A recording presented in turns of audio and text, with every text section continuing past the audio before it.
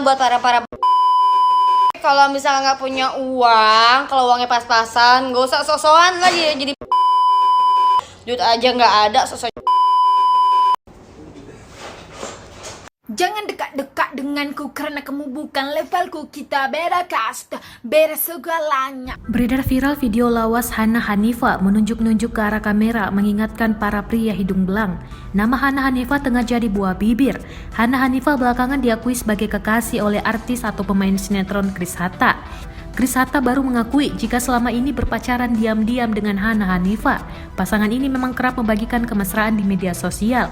Selain foto dan video, mereka kerap joget TikTok. Pada Senin 13 Juli 2020, Chris Hatta mengunggah foto dengan sang kekasih yang sempat diposting Hana Hanifah di masa lalu. Chris Hatta dan Hana Hanifah sama-sama mengenakan kaos warna hitam dan berpose mesra. Selain itu, baru-baru ini video lawas Hana Hanifah menjadi perbincangan di media sosial. Dirinya diduga menyindir sebuah oknum.